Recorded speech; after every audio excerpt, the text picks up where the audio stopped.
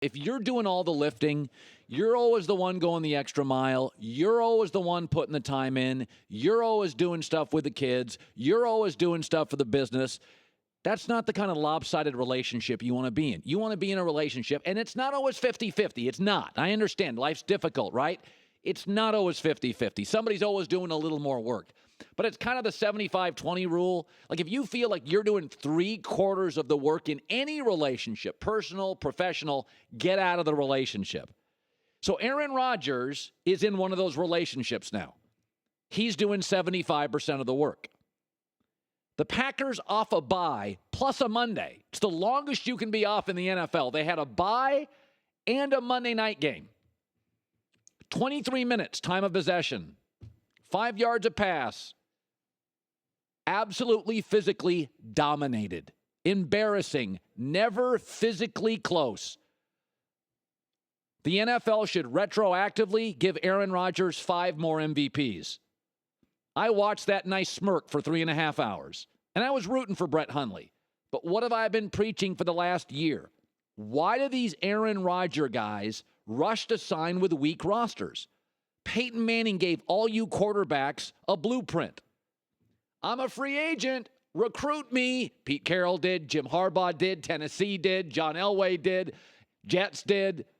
Peyton Manning's like, oh, I'll take the best offensive line. I trust John Elway. Denver's got a good owner. And he picked the Denver Broncos. Aaron Rodgers can opt out after this year. Why rush to re-sign with that roster? You're in a relationship now where you're doing the 75% thing. You're the one that always picks up the kids from school. You're the one that pays for everything. You're the one that emotionally is stable.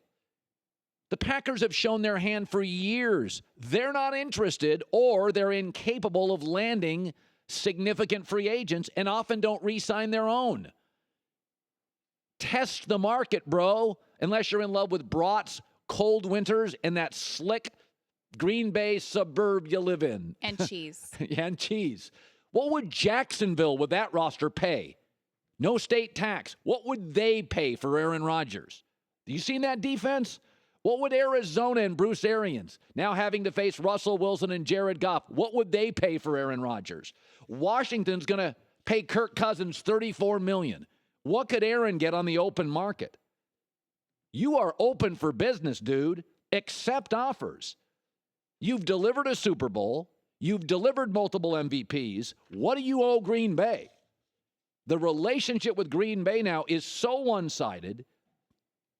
That's when resentment sets in, when you're doing 75% of the work. You watched that game last night. But you know what they say in Green Bay? Behind closed doors? Hey, with Brett, we don't have to get free agents. He makes us Super Bowl viable every year. Our division's mostly dysfunctional. We win our division. We get a home playoff game. We make a lot of money with Brett. We don't even have to win the Super Bowl. He keeps us in the discussion. It's good for merchandising and branding and ticket sales. I mean, marginal NBA guys like Paul Millsap, Kyle Lowry, Evan Turner, Chandler Parsons, Otto Porter hold NBA teams hostage.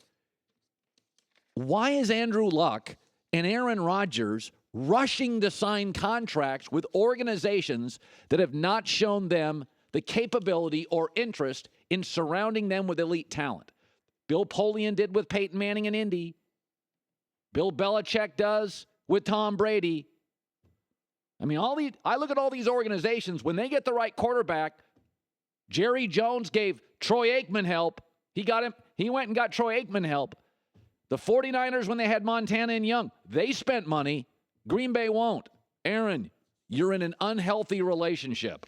Opt out. Look elsewhere. Because last night is what I've been preaching for a year. Look at that Green Bay roster. It is a lot of Jags. Just a guy, rinse and repeat over and over. You have earned more. You're the best quarterback talent maybe since Elway. Don't settle in life. Don't settle. You're settling that. There's 2 words in sports I don't like to use. I think they're too mean. First of all, I think they're inaccurate. I don't like the word choke. I don't think there's that many instances in American sports where a guy chokes.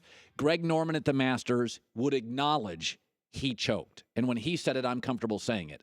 I don't think Chris Webber for Michigan choked. I think Chris Webber was a kid and forgot the time and called a timeout. That's not choking. That's being human. So I don't like to use the word choke. The other word I don't like to use, and again, I think it's overused a lot in our culture, is a bust. That player's a bust. That guy's a bust. So choke and bust, they're too extreme. I'm not a fan of using either. And this player certainly wouldn't qualify for a bust. But I think it's very fair in 20 years from now or 30 years from now, if you talk about Matt Stafford of Detroit, if he can't win the division this year, you can label him a disappointment. Okay, if Matt Stafford, the highest paid player in this league today, can't win the NFC North, it is a massive ding on his career. The quarterbacks he's facing in a quarterback league are Brett Hundley, Mitch Trubisky, and Case Keenum. I'm not sure any of those guys would start for Oklahoma. Okay, Matt Stafford's never won this division, and I've always given him sort of an Aaron Rodgers pass. Don't blame you, dude. You're playing against one of the greatest of all time. But it is a complete indictment of Matt Stafford when he couldn't get to the playoffs or win a playoff game, with Calvin Johnson. Again, I'm like, well, Green Bay's real good. Seattle's real good.